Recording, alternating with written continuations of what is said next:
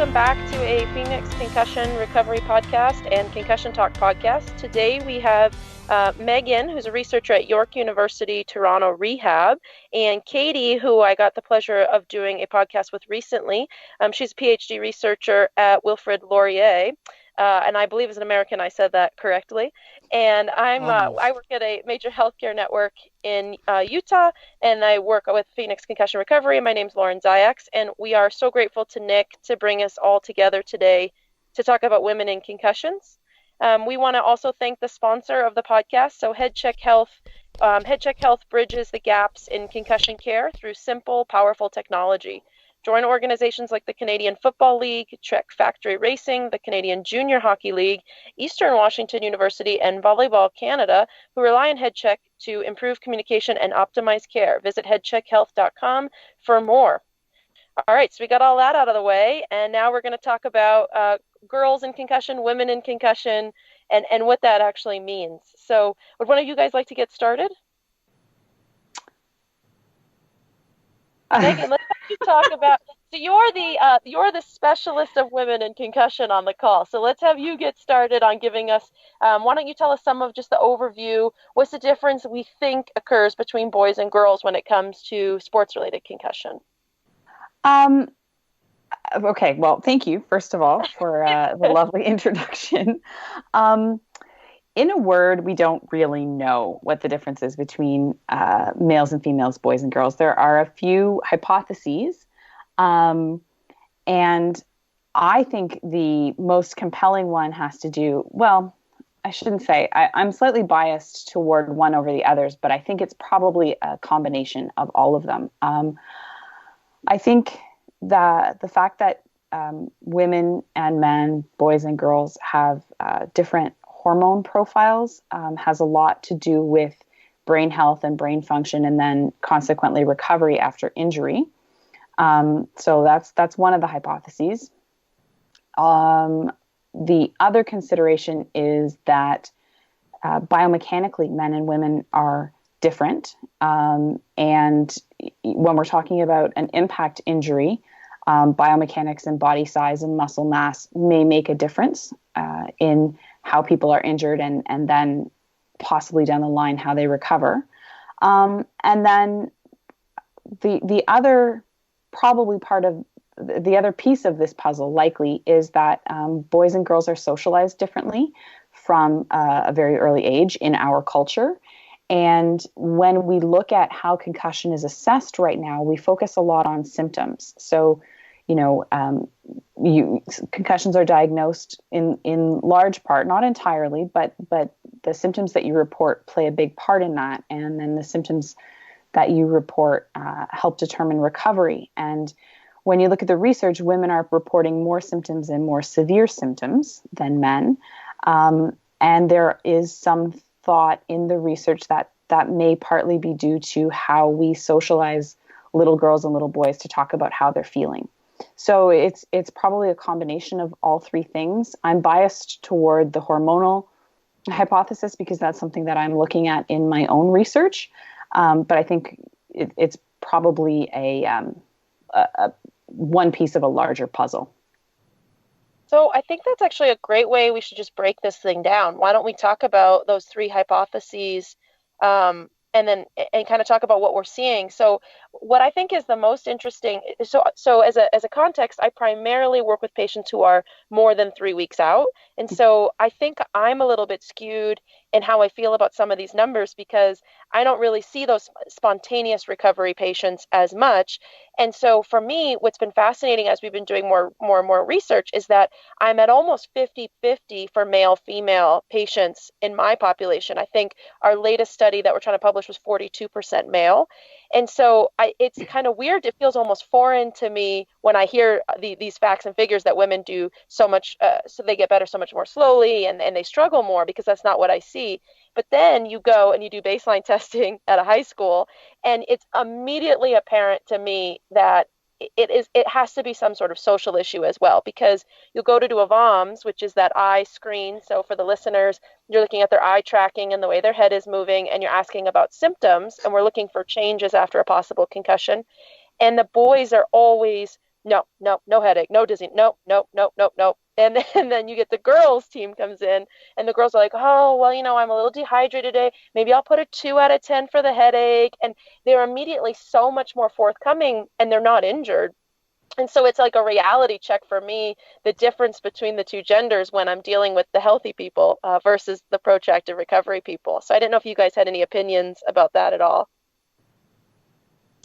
On my end of things, like I would say I definitely see more women with persistent symptoms in clinic. I'm not really in clinic with primarily just concussion right now, so I probably don't have the best population to pull from, but even just like my area of focus is more on like the vestibular sensory integration and balance control. And typically it's funny because you say like how the girls are reporting, more symptoms in high school and tend to be socialized that way. However, like they, in that kind of development, there's actually a more ahead of boys in that sense of like, in most studies, girls perform better on balance testing, and, they're performing the same on like the VOMs when really like those normative values come out. And so like boys tend to get, they kind of mature and become more coordinated a little bit later in their adolescence. So their balance improves a little bit later and they sort of level out into like collegiate age. But then you see like bigger discrepancies post-concussion in some senses of like those symptoms of vestibular headaches, poor balance control are sort of more evident in females. And it's shown that way in a lot of the more recent research, like the dual task gait recovery, even like in the VOMs and different things that have been associated with those balance measures. And you wonder if it is relating, like I kind of, again, with Meaghan, I'm kind of like biased to the hormonal aspect, because even for me, like on a normal cycle, like I'll get migraine associated vertigo, and that's again more like common in females. Like it's just those kinds of things that are related to hormonal functioning that I think maybe exacerbate some of these symptoms in females that we see more oftenly reported. So that's my end of it.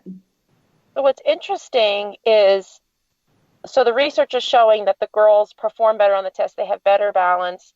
So then could you argue that maybe the biomechanical piece isn't really as much of a factor, because in reality, the girls should be less likely to have an injury if their reaction time is better and their balance is better? Or do you think because girls develop faster and they have these higher level skill sets, when there is a deficit, they notice the deficit more than maybe a boy who's not as neurologically developed, balance isn't as good, maturity isn't as strong, and so they don't see that discrepancy after a concussion that a higher functioning person might notice that big drop in their level of function? Do you think one of those two is more at play, or do you think that's just coincidental?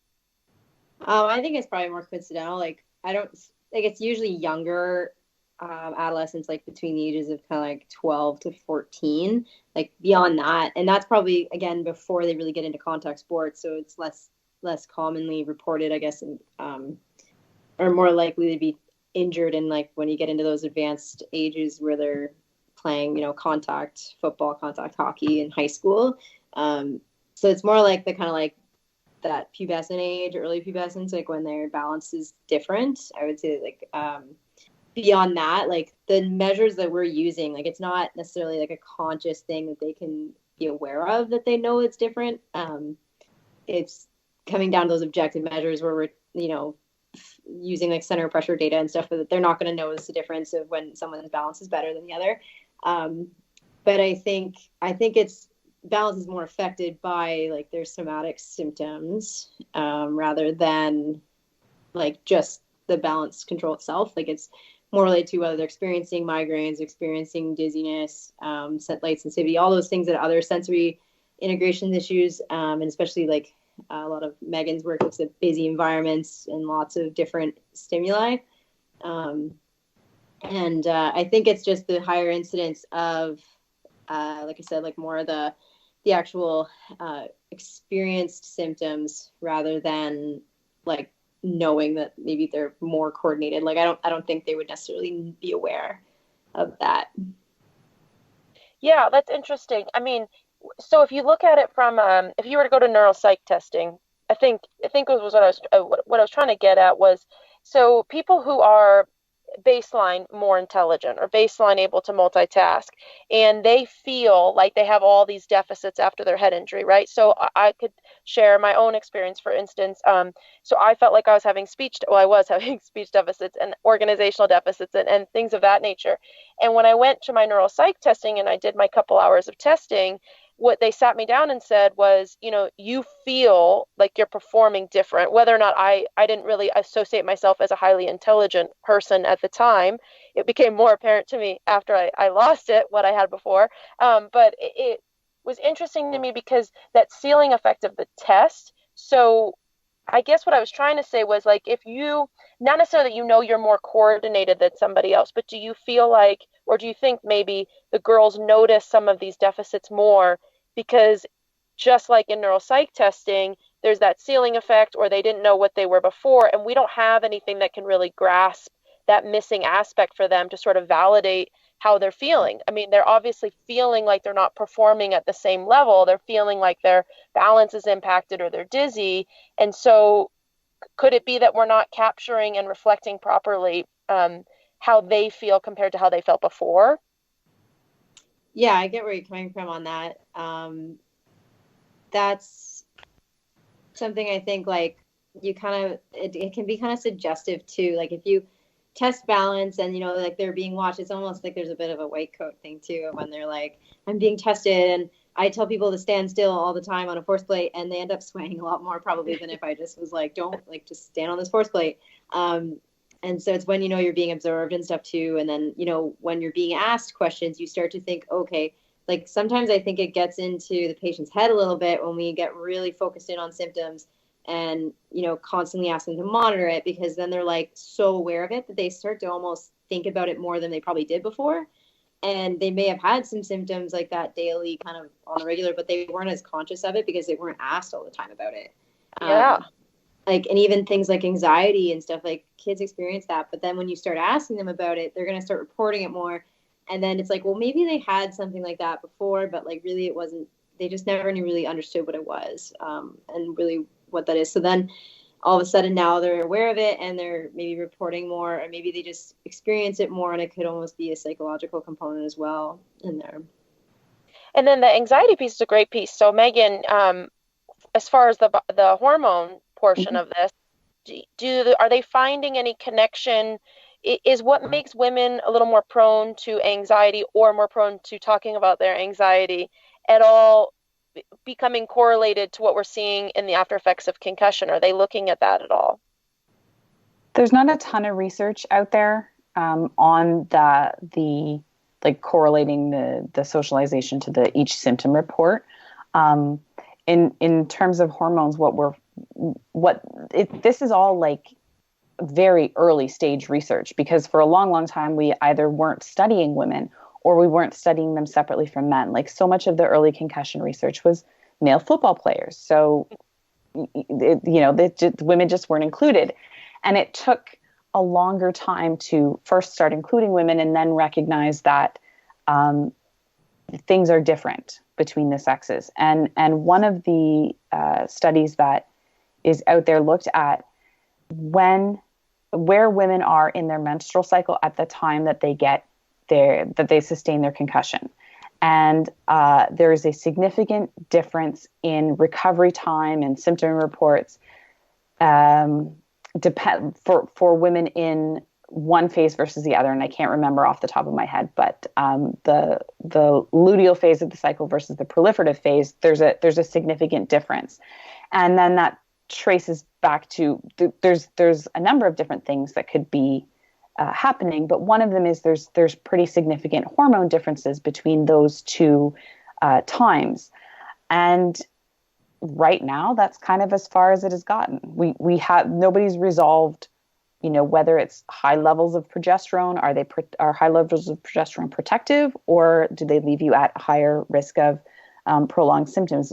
Like, that's the level of we don't know. So it's pretty. There's a lot more questions than clear answers right now. Yeah, that makes sense. I got to tell you, I was very judgmental. I didn't finish reading that study because as a feminist, I was like, oh, here they go again. They want to link everything to our menstrual cycles, just lock us up in a cage for, 4 to 10 days a month kind of thing. And, and so I didn't finish. I was like, they didn't find enough for me to read that one. That's a bunch of garbage. No offense to the researchers. I'm sure they worked really hard on that. I think I pulled that study up actually, and I was looking at it, and you're right, it was the luteal phase. Was it the luteal phase? Yeah. Where like the estrogen and progesterone actually are reduced. And so they say that's the lack of neuroprotective mechanism there, but that is mediated by those hormones. So there's like antioxidant effects and levels of excitotoxicity, and those things are all kind of affected when the hormones levels are lower. And then it's kind of a double-edged sword, because then they say like beyond the concussion, now like you sort of have to track menstrual cycles after the injury to actually look at how if they're one of those people falling into that persistent prolonged symptoms, then you might actually start having to look at their cycle and when their symptoms are recurring. And I had a conversation actually with a patient this morning she's a higher, I'd say like concussion plus, like she's got other things going on too that were from a trauma, but we had this great discussion about, maybe like these kind of waves of symptom recurrence. Maybe we should start looking at when they occur and the timing of them, and perhaps it is linked to your like hormonal regulation in your cycle. And it's kind of tough because it's a couple of years out, so we can't really pin back to her mechanism of injury. But now it's like, these kind of like, it could drive all this autonomic kind of manifestation that we're seeing, because if you think about how it manifests even just with PMS and, that kind of way we normally are, that you think of if you're already having symptoms day to day, and then it comes around to that time and it just gets a bit amplified, and perhaps the migraine, the little bit of vertigo, dizziness, and the autonomic stuff with like stress, cortisol levels maybe just are just a little more responsive at that time. And it kind of was interesting to me. I thought if something really hasn't been tapped into, like you said, that's as far as this research goes. And I think it would be really, really interesting. Like I'm really interested to see what Meaghan's new stuff comes out with. But I think it's a start. And like you said, it's kind of like, oh man, again, like looking at this, but it is what makes us unique. And I think it is something to look into. It's worth investigating further. I had a patient who was concussed when she was pregnant. She was like 4 or 6 weeks pregnant when she sustained her concussion. And I treated her through the pregnancy, and symptoms were, she had a really hard time, and she was getting back to work, and her symptoms were really like problematic on a day-to-day basis. And then she had the baby and started breastfeeding, and felt like far and away a whole lot better than she had before. And we had this conversation, and I said, probably like there's a whole lot of hormone change that happens there. That probably has something to do with it, but there is no research. Like nobody wants to touch pregnant women with concussion and if you could find enough to make a study. And then good luck getting an FDA approval or IRB approval. Ethics, like nobody wants to touch that. Chance. No. Nick had a good question. So Nick just posted up, and I think you guys might have seen it, or I don't know how Skype works, but so how does the birth control pill affect things? And I would have to assume that maybe it stabilizes the hormones a little bit, but if we don't know how the system works in general, we probably have no idea. And then, of course, that's a man asking that question, right? So there's a difference between an estrogen heavy and a progesterone heavy, and there's non-chemical inducing copper types of birth control. And so there was a study done a few years ago, and they looked at women. I think I don't remember the details. But they looked at women with concussion. I can't remember if it was persistent symptoms and how long the symptoms have been present for. But they prescribed them an oral contraceptive after the concussion. But and the effect was not significant. But they didn't look at baseline hormone levels or when during the cycle the injury occurred. And so maybe it's helpful, but I think we don't know enough about all these different pieces to answer that question even yet. Oh, well, and let's be real. There's symptoms associated with PMS, like Katie said, and then there's even more symptoms associated with birth control. Yep. In the US, they found a male birth control pill, and it didn't make it past the first or second stage of FDA approval because the men had like 3 side effects, and like, God forbid the dudes had a headache or something like that, right? So it didn't make it into the next round. And so I feel like that would be so convoluted. I mean, how would you even begin to study something like that? Like, how would you even begin to isolate variables? The other interesting piece is too, if women are using an IUD, that is something like you can't always track the cycle the same way. And so that's where it's like literally just start journaling it and see when things occur. And if it's on a certain, space of days, and maybe we can track that. I was looking at a study. I don't know if it's the same one, Meaghan, but it's the Gallagher study from 2018. I don't know if it's the same one, but they did see that there was the difference in symptom severity between women who were taking an oral contraceptive versus not.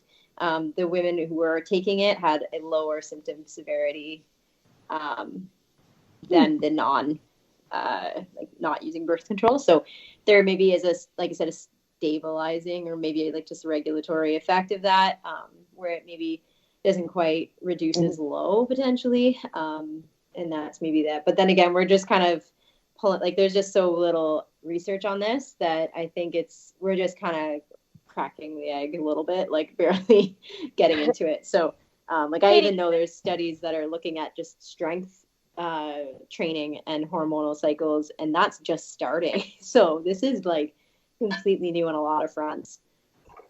Does it say what the age range was of the people in that study? It's collegiate. It's collegiate ages, so I'm assuming kind of like 18 to 24-ish. It doesn't give me it was like 40 males, 50 females, so larger that would study. Also be really interesting too, because young girls who are taking birth control are usually doing so because they're trying to stabilize their menstrual cycle in general. And so it'd be really interesting to see that population versus other populations, because they're already having hormonal, a 14-year-old girl, we could say generally, maybe not always, but a 14-year-old girl on birth control probably is taking it for medical reasons as opposed to contraceptive reasons. And so it would be really interesting to see what their hormonal state is like versus a kid who doesn't need the medication to regulate them properly. Yeah. And then if we were to talk about biomechanics, because I know that there was a study, and I'm the worst at remembering details. So there was a study talking about neck strength, and I believe it was for every 1 pound of force, it was a 6% reduction in concussion risk. And then the biomechanics of women typically having longer, leaner necks. So is there any information that you guys would like to talk about as related to our necks? Maybe there's a benefit to women strengthening their necks. Maybe they've now proven that there's no correlation, but I feel like that falls under that biomechanics aspect of things. Yeah, it definitely does. I think for a while the research was pretty mixed, but from what I've seen, it's starting to tip a little bit toward maybe it might matter. Have you seen anything, Katie? I haven't looked particularly into neck strength stuff related to, because I've been so focused on vestibulocular and everything right now. But it makes sense to me just from a clinician perspective, because you start to think of when younger girls in competitive sport start really training and thinking about particularly that kind of strengthening. It seems to be I always think again, it's maybe a social cultural kind of thing, but girls seem to start training a little bit later and really getting to heavier weights and really pushing resistance training. So I wonder if that's maybe a factor, is if there's a preventative sort of method in there for that could support the idea that we should be working on strengthening and heavier weight and putting more load and not being worried about it doing it at a younger age, because more and more is that coming out that it's okay to do that, under sort of following periodization and things. But I feel like the younger girls are not encouraged to lift heavier weights. Yeah. This is just a personal subjective thing, but I think it's fairly accurate. I think that there's something to be said is that boys teams tend to push that a little bit more because, there's more overt contact in those sports, and women's sports tend to be non-contact. However, I've been working women's sports for over a decade, and I know for a fact that it's not non-contact. And I think there's something to be said of doing it before they get to their collegiate sports age, because a lot of women, I think, don't start really hitting that kind of weight until then. And then, through high school, like, I don't remember even really lifting weights in high school. Like, and I was playing competitive soccer and, heading a soccer ball from a goalie kick at center field. Like, I didn't know any better then, but you think of how much neck strength that requires. I sort of begin to question those things just subjectively, but that's my 2 cents. Yeah, I mean, I think that it seems like there's a lot of cultural, social aspects, right? Like, girls are kind of primed to talk more about their symptoms. Boys are told to stuff it down and ignore it. Girls are told to be more careful and, explain yourself more. How often does a girl say sorry when she has nothing to be sorry for? Or they want to answer your questions the way you want to hear them. They're looking to please you almost, versus boys they don't have that as ingrained. I think maybe that might be changing throughout these younger generations, but it seems to still even be, in my mid-30s, like the boys are very different. Their mentality is very different. And a lot of times for girls, they don't want to get bulky. They don't want to, I remember when I was working with professional athletes, some of them would model in the off season. So you're jumping off an 80-foot jump, the same entrance as the boys are, and the boys are training all season, and the girls are worried about, what's it going to do to my muscle mass? And so I think that there would have to be some sort of cultural shift. The more and more aggressive girls sports get, we really want to think about this differently. And I think that we could even just look to ACL prevention. I mean, back in the day, it was almost a discredit to girls that you were more likely to tear your ACL. And now it's just a fact. And you do a pre-training, you keep up your glute med strength, keep up your reaction time, keep up your balance, and then your risk factors get a little bit lower. And so I wonder if that's what will happen in the world of concussion. We isolate some biomechanical factors, we create some preseason training, and then the girls' risks drop a little bit while we wait for society pressures to catch up. Yeah, I hope so. I think like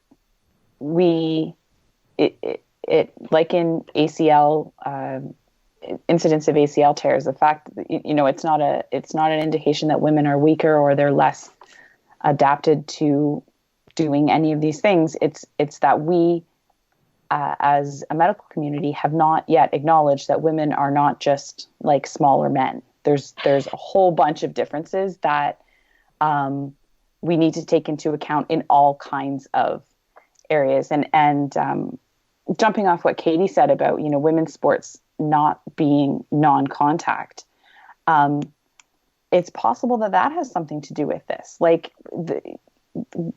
do we teach women to hit and take hits the same way as we teach boys, because the sport is supposed to be non-contact? And if contact occurs in women's sport, is it just incidental and therefore less expected, and therefore you're less prepared for it? Like, those are all questions we don't have answers to. But I think we're starting to acknowledge that no, women's sport is not non-contact. It's the contact is different. And it's often vicious, I got to tell you. If you've ever worked a women's soccer match, at least in the U.S., it's among one of the most vicious things you could ever watch. I agree. A lot of hair pulling, a lot of whiplash injuries from ripping someone's ponytail backwards. I also think it's important. I liked what you said. We're not just smaller men, but that doesn't mean that we're weaker. So what I never want to have come out of all this, like women are more prone, women have slower recovery, is that women aren't. It's not that we're weaker. It's not that we're more prone to injury because we are less than. It's not that girls shouldn't play sports because they have a higher risk. And it's not that men who have prolonged symptoms are weak or womanly or there's something wrong with them either, right? And so it's just that we're different creatures, and we serve similar but different purposes on the planet and at some biological level. And so we just have to be treated fairly but differently to keep us all active and healthy and doing all the things that we want to do. But again, and this would be the feminist in me as well, is that men aren't, just because you're a guy who has long-term symptoms doesn't mean there's something wrong with you, because it can be long-term recovery, men or women. And like I said, in my clinic, I'm seeing 42% rate of men. There's not something wrong with all the men that live in this area. And so we want to focus on the girls and why they're different so that the girls get equal attention at the table. But we also don't want to take away from the people who are struggling and make them feel badly about what's going on with them as well. The analogy that I often use is with like heart disease, because and this is way out of my area of expertise. So I don't know if it's still true, but for a long, long time, women were more likely to die of heart attacks because the way that women report heart attack symptoms is different than the way that men do. And all the research was done in men. So the heart attacks were in women were getting missed. And it's not because they were having more or they were more severe, or it was just that the medical model was built around the male experience. And it's true not just in heart disease.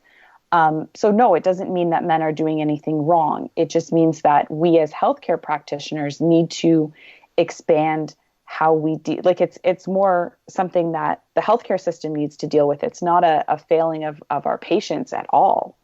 Yeah. No, and that's a good, oh, sorry, 1 second. That's a good plug for, they need women's brains for CTE studies. CTE, we don't know anything about it. So for right now, don't freak out at home. But we need women's brains for studies like that, because all this research is being done on male high-risk athletes like football, BMX riders, things like that. And they're all highly symptomatic people who, unfortunately, their lives usually end too soon. And it's a very small sample of the actual population. And so you can actually sign up on, I believe it's through Pink Concussions, or you can just go straight to the BUVA Brain Bank website, and you can actually sign a form. So whether or not you've had a lot of concussions, whether or not you're still symptomatic from an old concussion, you can actually pledge your brain to science after you die, and there's a whole protocol for how you would give your brain. So the best thing that we can do, hopefully none of us are giving our brains anytime soon, but the best thing that we can do is pledge and encourage maybe our older relatives to participate in studies like this, so that women can be accurately reflected in a lot of that research too, because that's where a lot of the money is going, is to that type of research. And so we want women reflected in that as they start to make standards and understand it better. And then, sorry, Katie, what were you going to say? I wanted to kind of expand upon the points of talking about just biological differences and not necessarily individual differences, and being like more subjective to the patient, and being like, well, why did this happen to me? Even within different levels of hormones between people versus, and a lot of the research so far, I think that comes back to your heart disease example, is it was done with testosterone first. And so they looked at males, and males have been treated for this, and some males have different levels of testosterone than others, and etc.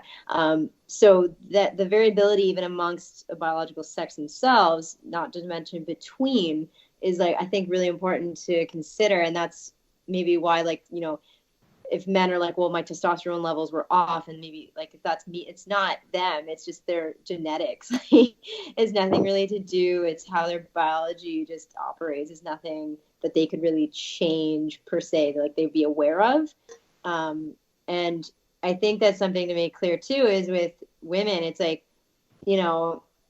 with based on our hormone levels, whether, Meaghan mentioned pregnancy, different phases of our evolution through age, becoming pre-menopausal, those types of things may change all of those risk factors again. So not just looking at where the cycle is, but where is that individual, and maybe there is some other things that come to play, if they've got mental health concerns that exist prior, we've identified all those modifiers before. But no one actually looked at biological, down to the actual genetics of this. And that I think is worth exploring, but it's going to take obviously a very large study to be able to break down those different kind of what am I trying to say here? Age groups and different progressions through, because even different women can experience those phases at different times, like be earlier, later. You look at adolescent girls, some of them get their periods like 3 years before another girl will. So there's everybody's different even within the biological sex. And I think that's maybe where you see those differences between one female and another female and another male and another male. And I think that's kind of what we're starting, like even in this conversation, it's just kind of starting these ideas in my own head of how this should really be looked at. So, yeah. Well, even so if we look at something that's been researched a lot more, migraines, for instance, migraines hate change. So maybe you are a prepubescent migrainer, you start your cycle, you're no longer a migrainer, you get pregnant, you become a migrainer again. And so I would think that it would have to be somewhat similar, given that they're both to do with our brain, and we know that there's some sort of hormonal biological factor. But I mean, that's an easy one because there's been so much research. So migraines change when you change, when you go through the different levels of your life. And then what would also is fascinating. So we know with the dysautonomia that there's these neuroendocrine changes that occur as well. And so then we get into this whole chicken or the egg. I mean, you've got patients who weren't premenopausal, or at least not symptomatically, and then they have a head injury and all of a sudden it kicks them into early menopause. And why does that happen? And how is that happening? And then is it that the hormones are driving the dysautonomia and the neuroendocrine changes, or are the neuroendocrine changes driving these hormonal changes? And so it becomes so complicated. Yeah, are you referring to like the hypopituitary function? Yeah. Like, is that more so like you're referring to that? Because it does show that there's like secondary changes to the pituitary gland, which you think of where it is located in the brain. It's kind of at the root of the tree, right? So like it's one of, I always think of it as like a tree trunk, and then everything kind of peripheral moving around it. Like the brain stem is the kind of the trunk, and then that's kind of where all our functions sort of converge. And I think that's, again, that's such a deep structure, though. It's like, how do we really isolate that? Right. But it's so interesting, you know, when a doctor pulls a blood panel and there's changes in testosterone levels after a head injury, or there's changes in some of the female hormones after a head injury. And so it's really interesting. Is it kicking off a cycle that was going to happen already, or is the system just really not working as efficiently as it was before? And why is that happening? That's very true. We're all just sitting here like, come on, really good question. I'm supposed to pose the questions and you're supposed to answer them. And the listeners get to learn something. Like, oh, that's how it works. No, that's a really good question. We can do a study and get back to you in 2 to 4 years. Yes. You guys go and do your very detailed studies with your blood draws, and I'll just keep doing functional studies of what I observe in the clinic, and we'll all be happy. Well, does anyone have any like burning things that they really want to talk about as far as girls and head injuries go? Does anyone have any like final pieces that we didn't cover that they want to talk about? I can't think of anything. I think we've kind of blown the hormone thing wide open, but did it all. The most important thing you can do is stay nice and strong. Remember that it's okay for girls to lift weights. For you can't change your hormones, you can't change your gender, you can't change any of those extraneous factors. And so the things that you can do is you can treat your mental health if that's a problem for you. You can seek help when it's needed. You can stay strong and active and fit, not just playing your sport 2 months out of the year and then doing nothing else and hanging out with your pals, but making sure you stay strong and fit, or play a different sport, which seems to be a unique concept nowadays. But it used to be that we played 3 or 4 different sports a year and trained all these different parts of our body throughout the year. And so I think that for girls, just like boys, staying strong, staying fit, staying motivated, not shying away from an opportunity to play something because you're afraid, but really going out there and doing it just the same as you would if you were born a male. So with that being said, I think it's a nice long podcast here for everyone to listen to again, as usual. So would you guys like to talk about your social media? Meaghan, why don't we start with you? How can people access you? Or do you want to stay anonymous like Harry and Meaghan and just hide over there in Canada? Oh. I am on Twitter as Meaghan Adams PT. I have a website. I teach some courses, and that is onebrainneuroscience.com. And I think that's where you find me. Twitter. Oh, Instagram at onebrainneuro. That's how you find me. And Katie, how do we find you? On Twitter, I'm at KatieMitch_ATPT. And then on Instagram, I can be found at Thrive Neurosport. And I also have a website, thriveneurosport.ca, with some good knowledge translation stuff on there. Awesome. I was stalking Katie on Instagram earlier today, and she's got some good, I like the little slides with the facts over them. Those are, I don't know how you make those. You're a little magician, but those are pretty still cool. learning. I went through a deep dive on your Instagram. I didn't like any old posts, so you wouldn't know about it though. And then you can find me at LZ Concussion on Twitter. You can find me on Instagram at Phoenix Concussion Recovery, although primarily I just mooch off of Nick and rely on him to tag me and things. So I wouldn't really go directly to my Instagram handle for anything, but at LZ Concussion. And then of course you can find out more information about concussions on phoenixconcussionrecovery.com. So Phoenix like the bird or the city in Arizona, phoenixconcussionrecovery.com. And we do have our return to sport program on there. So if you're looking for how to get started on some exercises, you can check that out. And obviously, you can always find us on concussiontalk.com, which is where Nick is so wonderful to post everything and shoot out all these podcasts to everybody. So thank you so much, you guys, for letting me participate with you in all of your discussions. And thank you to all the listeners. And we'll be back with something else for you to chew on in the next couple weeks. Thanks so much. Thanks, guys. This has been great. Music at the beginning of this podcast is by Ben Sound, www.bensound.com.